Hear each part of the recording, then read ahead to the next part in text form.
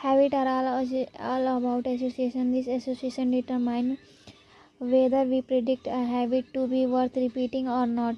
As we covered in our discussion of the first law, your brain in continually absorbing information and noticing cues in the environment. Every time you perceive a cue, your brain runs a simulation and makes a prediction about what to do in the next moment. Cue you notice you notice that the solve it's hot prediction. If I touch it, I'll get burned, so I should avoid touching it. Q. You see, that's the traffic light turn green. Prediction. If I step on the gas, I'll make it safely through the intersection and get closer to my destination. So I should step on the gas. You see a Q. Categorize it based on past experience and determine the appropriate responses. This all happens in an instant, but it plays a crucial role in your habits because every action is preceded by a prediction. Life feels reactive but is actually predictive all day long. You are making your best guess of how to act given what you are just seen at what has worked for you in the past. You are intensely predicting what will happen in the next moment. Our behavior is heavily dependent on this prediction, but put another way, our behavior is heavily dependent on how we interpret the event that happened to us, not necessarily the objective reality of the event themselves.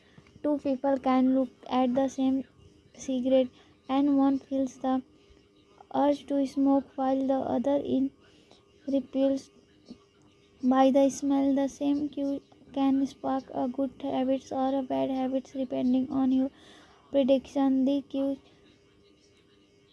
of your habit is actually the prediction that precedes them. This prediction leads to feeling, which is low, which is how we typically describe a craving, a feeling, a desire, an urge. Feeling and emotion transform the cues we perceive and the predictions we make into a signal that we can apply. They help explain what we are currently sensing. For instance, whether or not you realize it, you are notice how warm or cold you feel right now. If the temperature drops by 1 degree, you probably would won't do anything. If the temperature drops 10 degrees, however, you feel cold and put on another layer of clothing. Feeling cold was the signal that prompted you to act.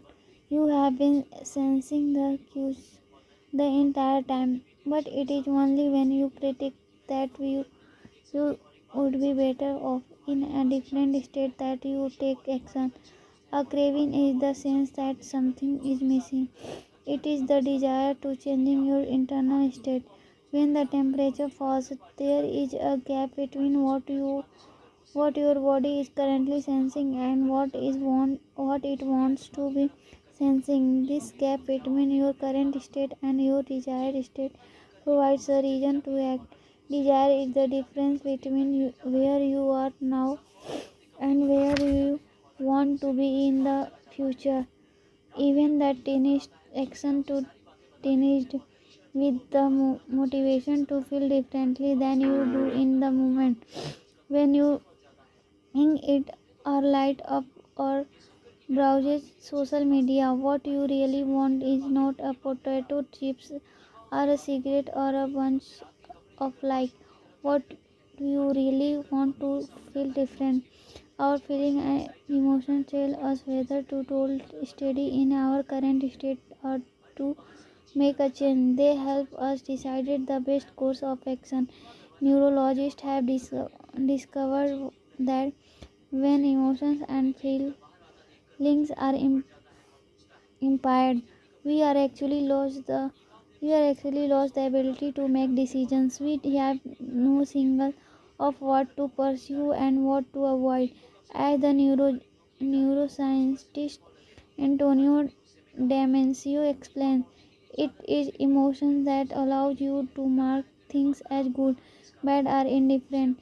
To summarize, the specific cravings you feel and habits you perform are really at an attempt to address your fundamental underlying motive. Wherever a habit successfully address a motive, you develop a craving to do it again. In time, you learn to predict that checking social media will help you feel loved, or that watching you to will allow you to forget your fears. Habits are attractive when we associate them with positive feelings, and we can use this insight to our advantage rather than to our determine.